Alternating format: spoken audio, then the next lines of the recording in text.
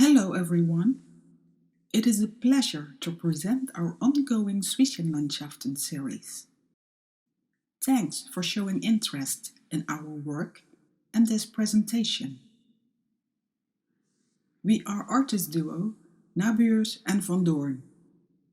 The collective name exists of our individual names merged as one. This already points to what is at stake here. It was in 2008 when we first started to use the audience as broken screen and projected videos of waterfalls onto their bodies to create one collective body. But let's not get ahead of things. Let's first start by showing this short snippet.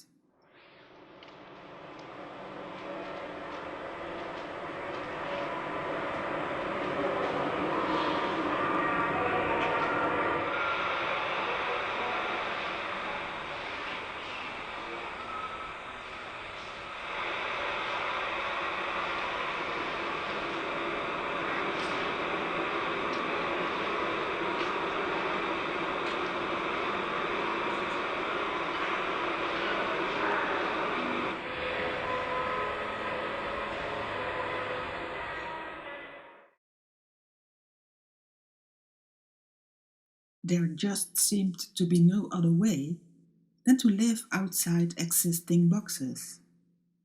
We started to organize small gatherings where creatives came together in a fluid environment. We played music, watched films, ate, drank, and talked. These gatherings became happenings, and happenings became performances. Slowly we became broken mirrors of fallout society and were invited to become part of self-organized exhibitions.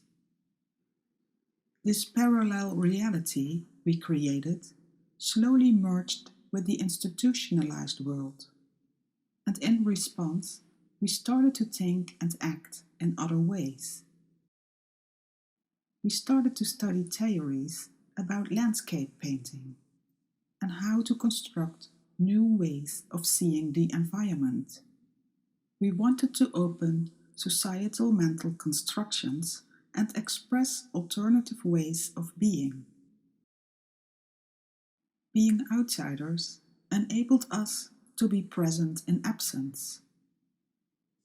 We would like to point to how absence presents itself as reductive act of erasure, also called exformation.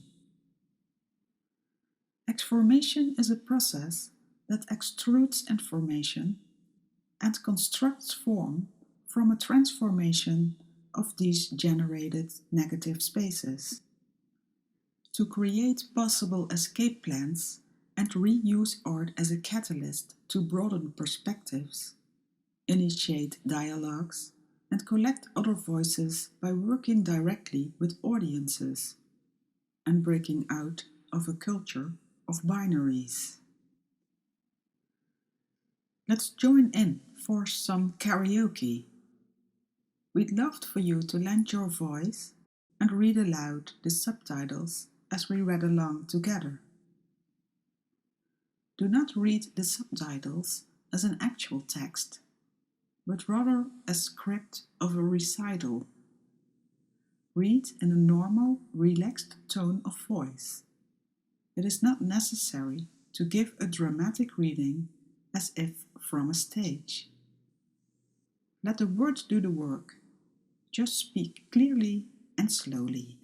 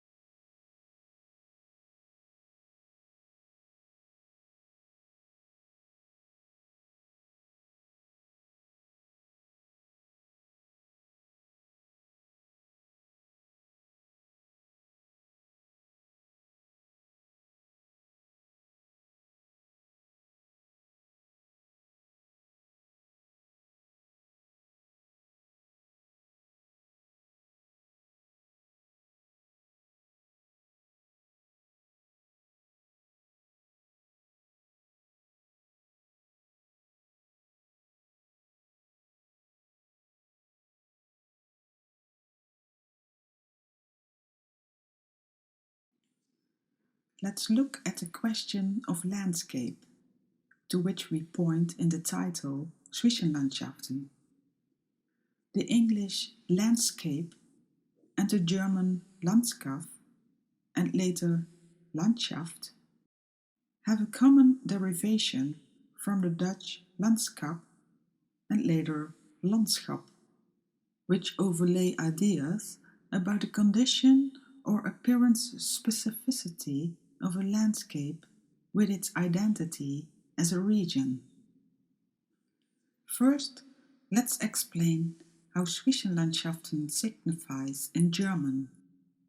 The word is used by German craftsmen when the ground of a location is temporarily changed, and in urban planning and politics to mean a cultural landscape with problems requiring action that results from a hybrid urban and rural use of the lands and associated traditions, lifestyles, and policies. The compound word Zwischenlandschaften has been translated or rendered as between landscapes or twilight zones.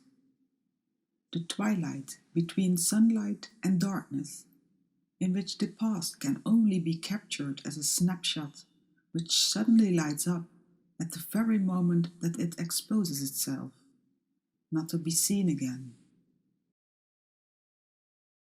It reminds us of when we were kids and the Dutch rock band Golden Earring had an international hit with Twilight Zone in 1982.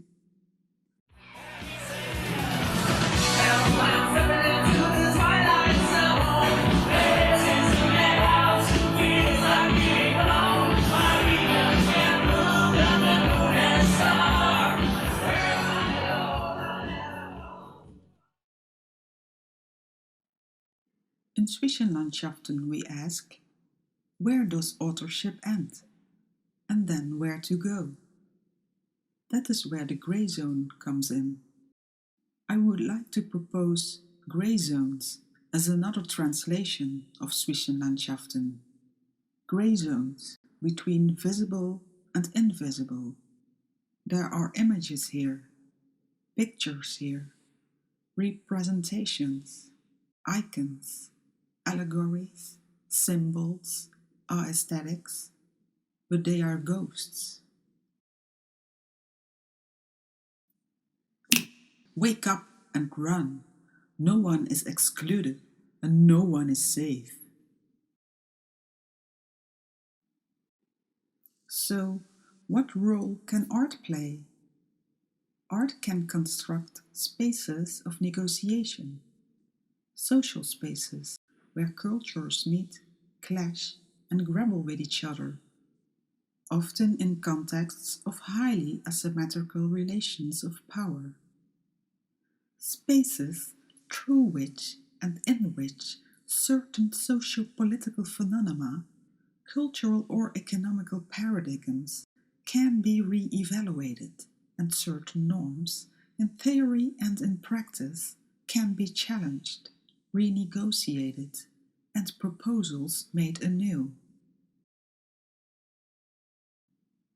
Now, let's start chronologically with Zwischenlandschaften 1.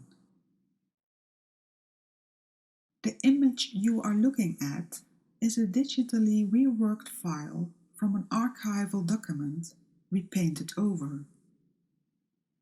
On the archival document, almost all text is blackened, leaving only a few words to be read. We reworked the digital image by adding a border of one row of gray pixels on the edge of the black plane. This addition is hardly noticeable in the image. Our attention moves from one thing to the other. We never experience everything at once. Some things stand out, and others move toward the background and become invisible. A dynamic process through which we constantly recalibrate our sensitivity. It is a process of appearing and disappearing. Like all things forgotten, the grey pixels never disappear, but linger in the boundaries of visibility. Here they remain, ready to reappear when called upon to change our view of what is, was, and can be. Zwischenlandschaften 1 begins with an in-depth investigation of Hotel Furka-Blick, situated at the highest point of the Furka Pass in Switzerland.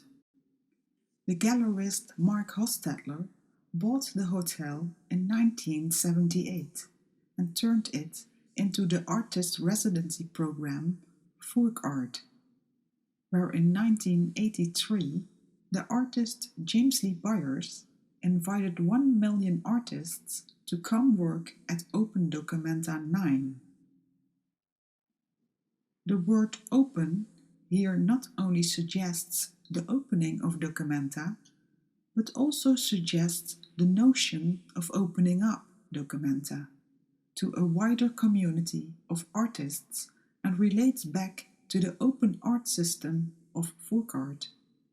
The principles agreed upon where contributing artists would leave behind the work they created, that the artist would be self-motivated and self-responsible. Between 1978 and 2003, 60 artists left their marks. In 2016, we engaged with them in online conversations. We performed multiple minimal interventions at Mount Furka to revive the open art system of Furkart.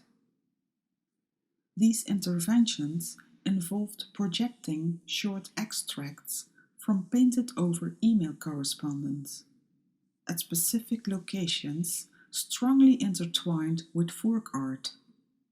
The email correspondence strongly resonates with what Byers called performative papers. He considered the gesture of handwriting as performative because it represents him being present in absence. In our interventions, our absent body is present in the image through the projection of correspondence. What you are looking at is an extroverted performance. Instead of the artist body at work in the image, the artist body is projected into the image from outside of the frame. The image is taken inside Chambre 22 from the postcard series for which Furkart is most remembered. On postcard Le Peintre L, you see Jean Le Gac in this exact same hotel room, catching the sunlight in a glass sphere filled with glittering water. After about 40 years, the floral wallpaper is replaced by fungus. The numbers 16 to 20 pinpoint places of special attention. We don't look at the postcard in the image, but we who know see a picture of the postcard in our minds. A mental feedback system that creates a shortcut between what we experience and believe. During on-site interventions, when we project the pixelated communication directly onto the skin of architecture, passers-by, or game players, the work becomes tangible through our invisible presence.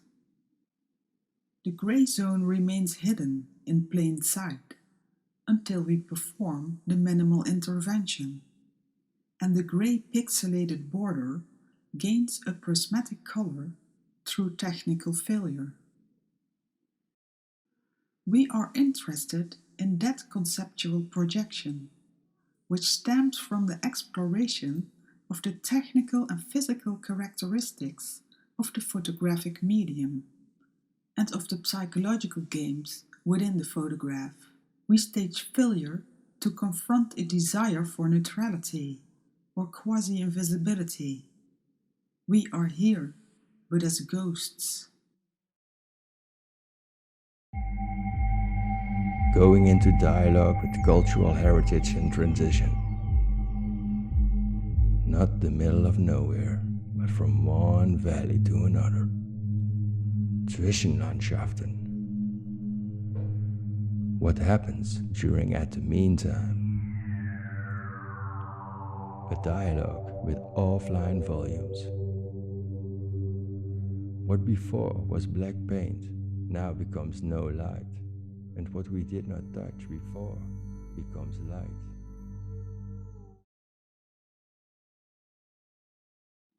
The term minimal intervention was ignited by a performance at Folk Art. In 1983, Byers performed a piece called A Drop of Black Perfume. Dressed in gold, his face covered by black cloth, Byers set a drop of black perfume on a rock, where a small crystal jutted from the stone. The drop soon evaporated, its fragrance prey to the mountain winds, but it left a memory of a gesture of tenderness among the vast Alps. During Documenta 14 in Kassel, we presented Game Piece 1 at Peppermint. Strolology for us is a method that aims at expanding the perception of the built social world and bringing its condition into consciousness. And with minimal intervention, we mean not interfering excessively with the existing landscape, but instead working with the landscape in our minds to develop an aesthetic understanding of the environment. We wanted to return Open Documenta 9 Folk Art to Documenta 14. Our idea was to project digital images and ask the audience to make them visible. We wanted them to physically catch the projections, and for them to do this, we needed to provide a tool. Our first thoughts were of umbrellas, because they are often sold in museum gift shops. Unfortunately, at Documenta 14, they did not sell umbrellas, but ponchos. We had to improvise and play with the ponchos to learn how they could be used. The poncho takes shape to the body wearing the poncho. The person wearing it becomes a screen, whereas with umbrellas, person and tool remain separate, like a prosthesis. Passers-by were met with a striking scene, a swarm of people dressed in white rain ponchos that doubled as dynamic canvases for projected images. The result was a disorienting choreography of catchers and framers in which a fluid improvisational scene unfolded. In Game Piece 1, the audience was integral to the performance, wherein we constructed a social situation in which each audience member occupies one of two roles, catchers or framers, both of which were essential to enacting and embodying the performance. After the performance, the photos made during the game piece were installed in vitrines as part of Night Shift, the exhibition at Peppermint. This was our way of opening up Documenta. Opening up, according to the Cambridge Dictionary, has two meanings. The first is to improve a situation by making it less limited. This is what Byers wanted for artists at Documenta 9, and what we did for spectators at Documenta 14. And the second meaning is to show something that was hidden or not previously known. What is at stake in Zwischenlandschaften 2? Our approach to time and to art is that we see time as full of gaps, and art as capable of falling or crossing in and out of what is missing. The future of the past is our contemporary concern. The memory of unheritage, heritage that is not officially considered heritage, is a universal problem, and by addressing it, we might bridge cultural differences and create new forms of solidarity.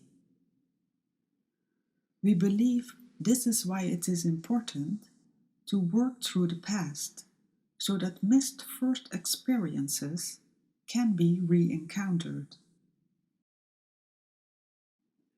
History is made in the present, and there is no such thing as a neutral witness. It is a space of confrontation. Space is not just volumetric illusion through the construction of perspective. The image is not only time, movement, space. It is choreography. It is like dancing around something, to go around in circles. Zwischenlandschaften 2 centers around the former woodwork factory Piekes, which played a fundamental role in the machining of timber in the Netherlands until the 1960s, when it fell victim to post-war industrial decay.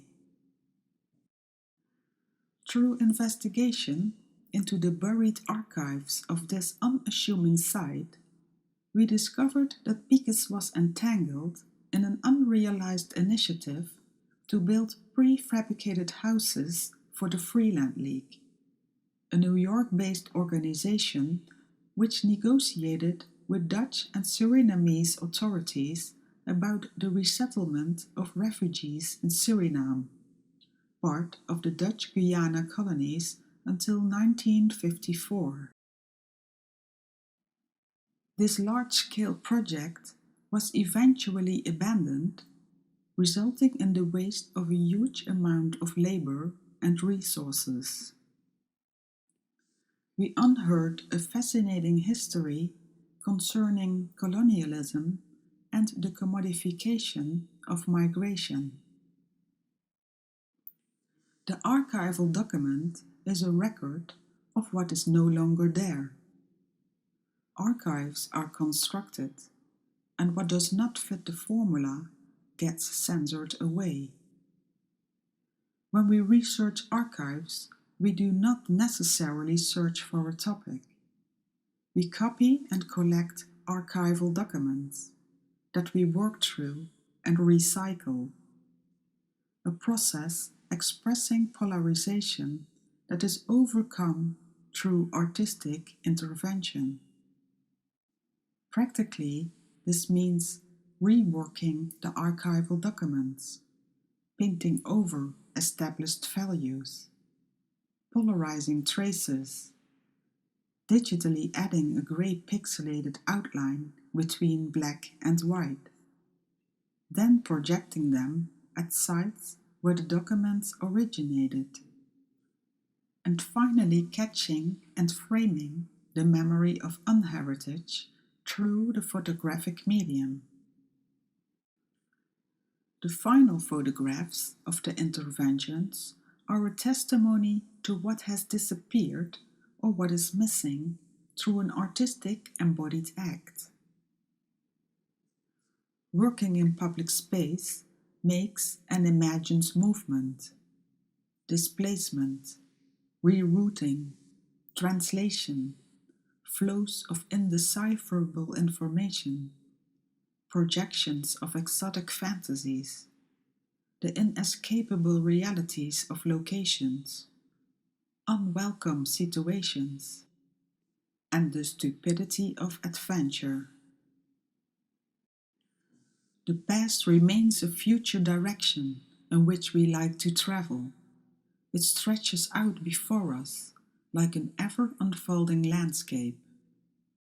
In the video Zwischenlandschaften 2, the voiceover quotes Leo Steinberg, who was an influential New York art critic and son of Isaac Nachman Steinberg, founding father of the Freeland League. Art always projects itself into a twilight zone where no values are fixed. It is always born in anxiety. It demands a decision in which you discover something of your own quality. And this decision is always a leap of faith. The work seems arbitrary, cruel, irrational, demanding your faith, while it makes no promise of future rewards. In other words, it is in the nature of original contemporary art to present itself as a bad risk.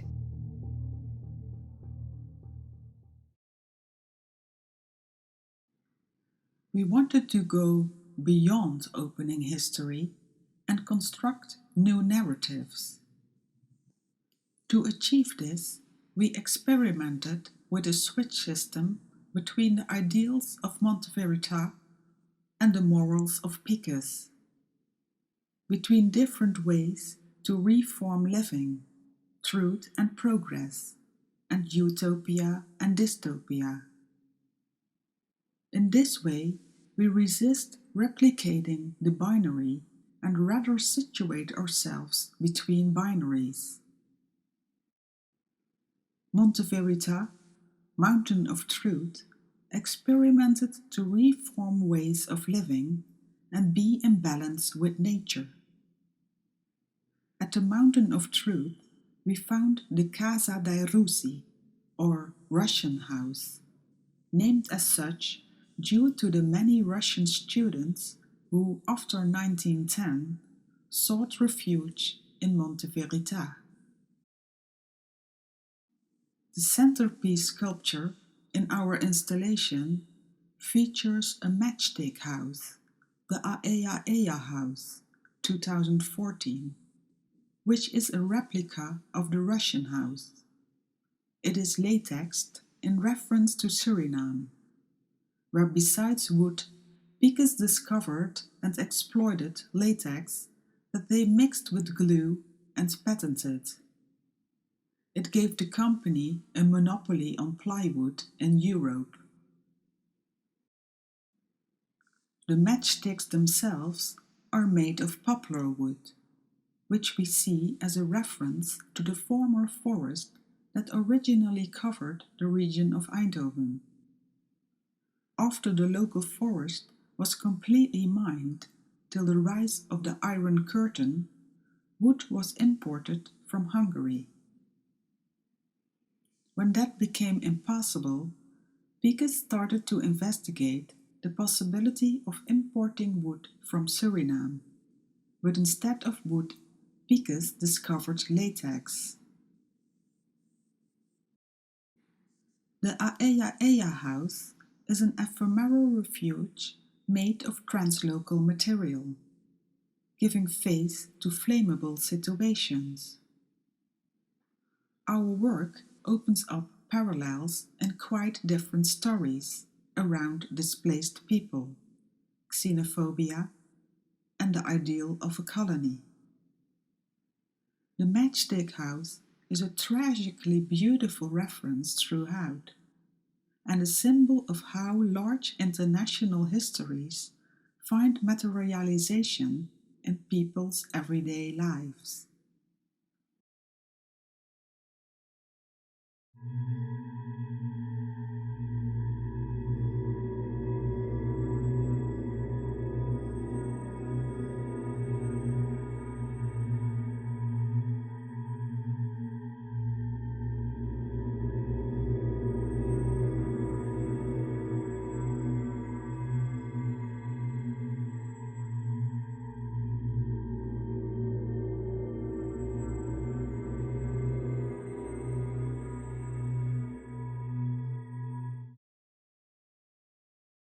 Migration is the main topic of Mike Kelly's Detroit-based public artwork, Mobile Homestead, made in 2011.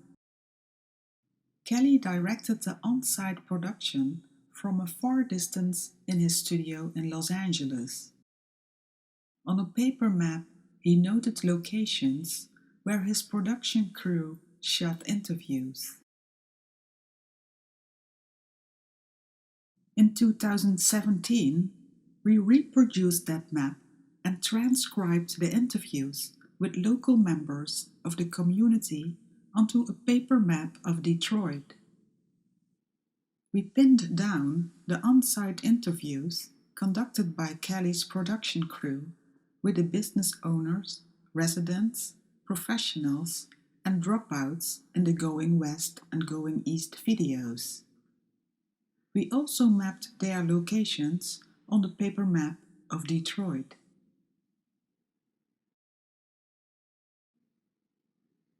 In the spaces between these notes, we searched for points of reference to connect and locate Morgue. Morgue exists of 40 social consciousness collages Kelly made in 1999 that represent minor histories found in American history books. We wanted to link these minor histories to Mobile Homestead and expose the failure of migration.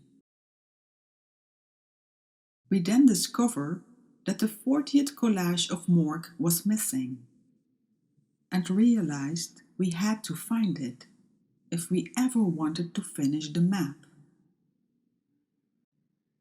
This leads us on a journey which unearthed a fascinating history combining art, the complexity of modernity, the relationship between America and Europe, and the tensions between institutes and public space. The correspondence leading up to the rediscovery of the 40th collage of Morgue, we archived and reworked. Early 2018, in an online picture of the exhibition France West Artist Club 2017, we located the 40th collage of Morgue. It somehow had ended up in the artwork Extroversion 2011 of France West. We then traveled to 21. Haus Museum of Contemporary Art in Vienna and were introduced into France West's concept of Artist Club. Art as a participatory act, the inclusion of various artistic positions via the process of collaboration, and the associated idea of authorship. This experience inspired us to turn the ordinary map into a switch system, construct portals, and create another game piece. Let's listen to a short fragment of a recording during the opening speech of Mike Kelly during the opening of Categorical Imperative and Morgue at Van Abbe Museum in 2000. Anyway, around the same time, I found this thing on the street from Bill Blass, some kind of men's designer. I don't know that much about fashion, but I liked that his name was BB. So I said, well, that reminds me of blue balls. Blue balls. Because that's also related to prostate. Because the prostate is what gives you your seminal fluids. And when you got blue balls, that means you haven't shot enough seminal fluid. So you get blue balls when you don't come enough. So I said, Bill Blass, I don't care about fashion, but I care about blue balls. So I crossed out Bill Blass, just said blue balls, and fuck Bill Blass. And then we constructed portals to the future of the past, warped from one timeline to another, shuttled references between timelines, and created a game piece made of color-coded squares to blur, and in a sense accentuate the gap. The portals are immaterialized formulas or spells through which others can time travel to the future of the past. For instance, we made a portal between the More Collage Blue Balls and Short Stay Paradise. We mapped and identified 40 portals along Michigan Avenue, bearers and guardians, in our view, of failure in American history and everyday life to navigate the interzonal passage between mimicry and mimesis. The legend or squares that map the city grid become opened cubes, where extrusion becomes a shape for exformation and a metaphor for exclusion. Associations rebound of one another through color systems in squares. The game piece is a vessel, a semaphore, or multitasking operating system to navigate real time and space.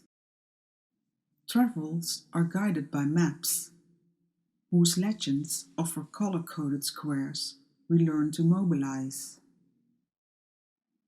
Maps have been among the most important inventions for millennia, allowing humans to explain and navigate their way through the world. Maps offer traces of colonial exploration and everyday routes.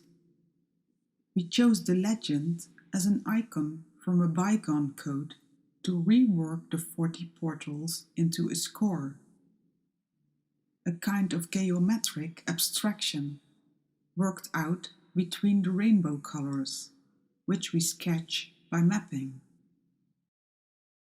A score not thought of as a line that leads players through the game piece, but as points to which the players respond and follow performative directions as they wish. The score is a series of projected instructions arranged in 6 colors as invitation and catalyzer of action. A relational practice and tactic enabling us to read and rewrite space. Fluid rules for a gameplay to be interpreted by performers specialized in improvisational techniques and typecast as characters. To transcribe the score into script, we developed a hidden formula based on equations between mapped markers, situational information, and performance disciplines. The script are protocols or working documents, raw notes, granting access to a ricochet of associations shifting through the methodically developed formula.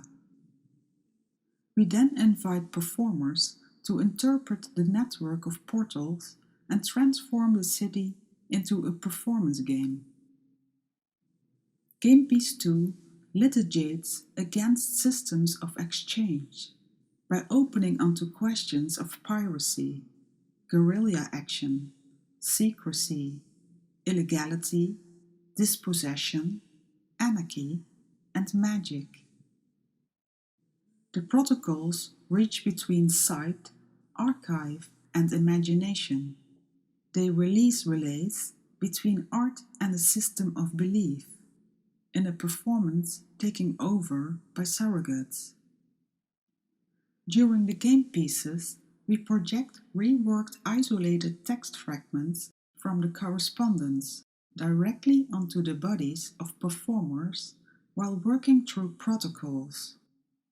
Their bodies effectively become post screens. They adapt to their ghost-like second skin. Here, appropriation takes over reality, with a deluded self-reference that continually drags itself back to the spectator. Let us have a look at the 7th minute of the game piece, in which Blue Balls is being played out by the green and red performers.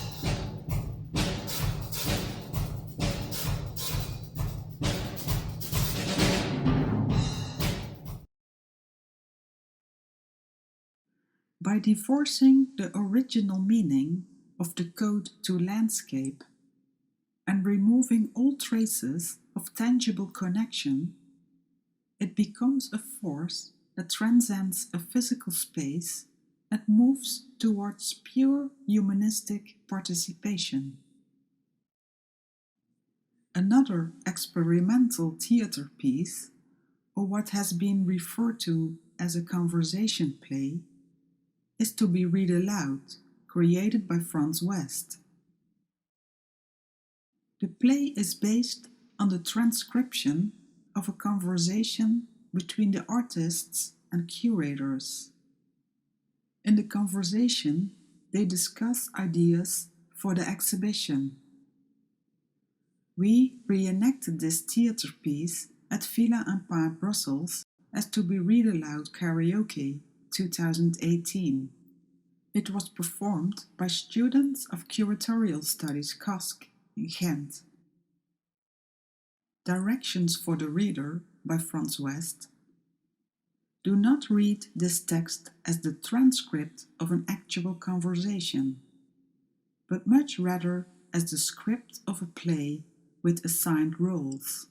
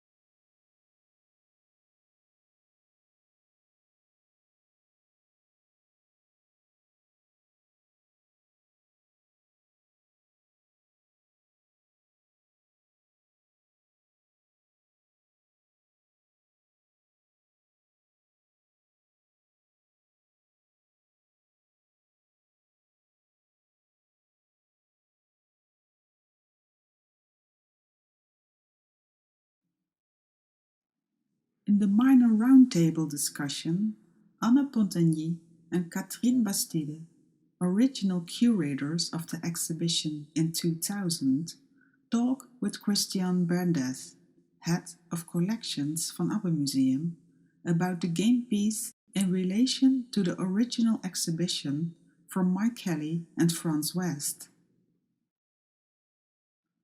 Let us share a fragment from the libretto we made in 2020.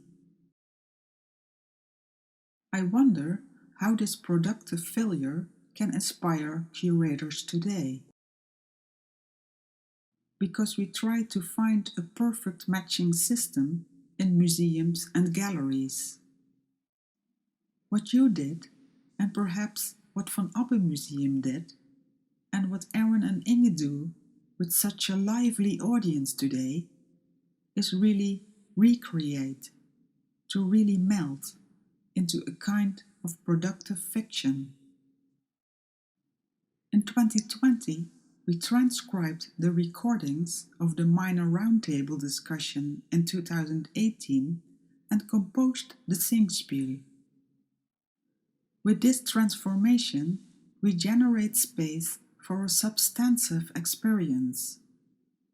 The transformation of spoken word to a sung melody stimulates the senses in a completely different way.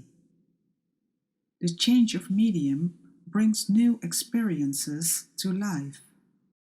The conversation of individual voices to a collective of voices plays an important role in this change. Here's a snippet from a 2023 recording of the Van Abbe Museum Choir performing the Singspiel. Zwischen Landschaften, Interpretatie, Reaktie en dialoog. Zwischen Landschaften, Interpretatie, Reaktie en dialoog. In 1988, Lucius Burckhardt performed another conversation play by reading landscape descriptions from George Foster's book In Public Spaces in Milan. These descriptions detailed the journey of Captain James Cook across the Pacific in 1773. The play searches to answer the question, what do explorers explore? Or how a European mental construction shaped the colonial landscape. Through our research in 2019 of this displaced dreamland, a term that interrogates traditional historical paradise, we searched to answer, what do contestants contest? Or how a colonial mental construction destroyed the European landscape. In Milan, we constructed a chain of 40 triangulations, of which the final 15 points are located at the exact locations where Burckhardt performed the voyage to Tahiti. The triangulations were between 1. Collective memory, references to archives and online information. 2. Genius loci, mapping the public. And 3. Meditative qualities, context in which the construction is to function. Between Parco Sempione and Afori, we performed minimal interventions in the working environments of cultural experts, and while making their portraits, we asked what the future of paradise could be. The locations we visited, we dubbed psychotic locations. The world, then, can be seen as a mental construction created by metaphoric language, where, as described by psychoanalysis Jacques Lacan, the inability to grasp the figurative meaning of this metaphoric speech can manifest itself as paranoia or psychosis.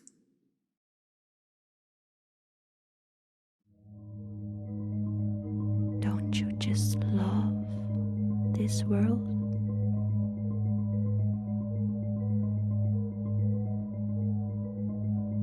Circling around the glass pyramid, this dance becomes symbolic and foreshadows the darkness of lost hours, slowly sucked around a corner and yet another corner, caught by a non-conventional sunset. Do you know hell? Scandalous beauty?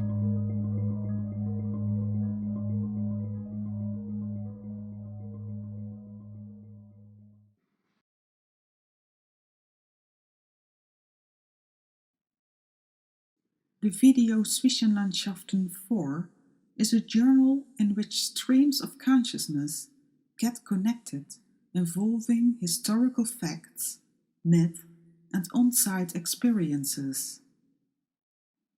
The voiceover reads a displaced narrative that talks about what happened between archives and interventions. The footage is edited in slow, transparent layers, stretching the cut between scenes.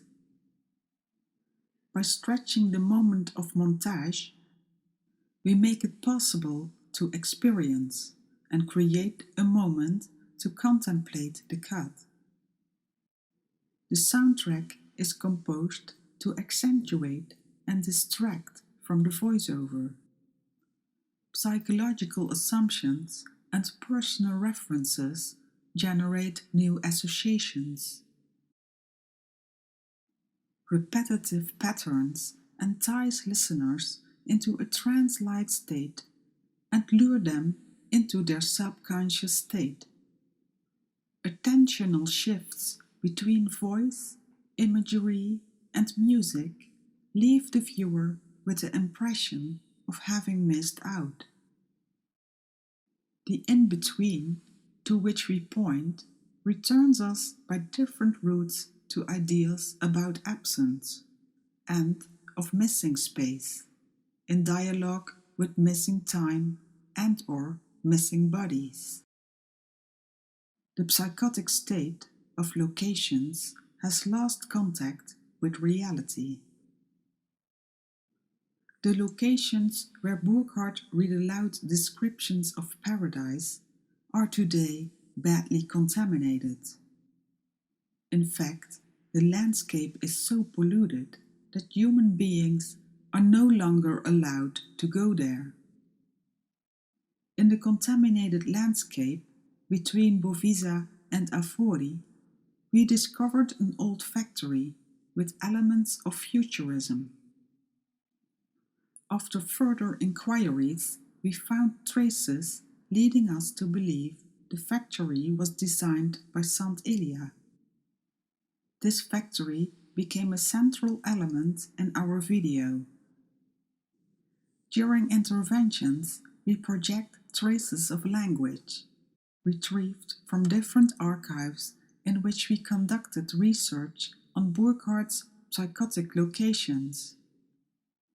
The projections we used to light the settings in which we made the portraits are direct links to Burckhardt's work and enter dialogue with the on-site situation. This is a minimal act with which we remodel the way reality can be perceived and create counter-consciousness.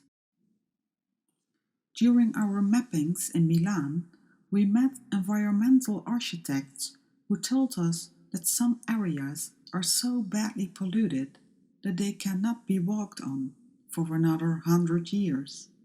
Dead zones, unusable areas for living, working, playing, or learning.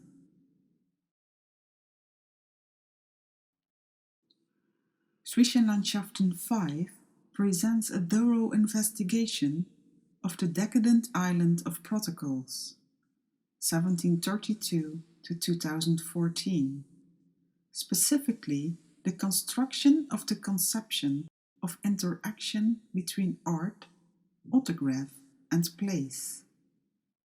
A conception resting upon the knowledge of tradition and the application of convention. Nevertheless, the result is far from conventional or fixed. We discovered that Fontainebleau, over the centuries, played an important part in many artists' lives, searching to cure their soul. We want to see how souls are tied with places and portray the twilight zone, a concept that exemplifies the foregrounding of an uncanny social consciousness. Nothing has meaning except the meaning you assign to it. That is an enormous responsibility and an enormous freedom. Entry point is the emptiness, a questioning attitude. If you cannot imagine something, you cannot imagine it. Then it does not exist. Then the world is small. Everything is in progress. Everything keeps getting bigger. That is the expanding universe. Suppose there is no separation. Suppose there is no duality. Suppose there is no inside or outside. Suppose we all together are one. An autograph within an autograph. Suppose we all are part of everything, all equally so, a total all. Suppose one day we all realize this.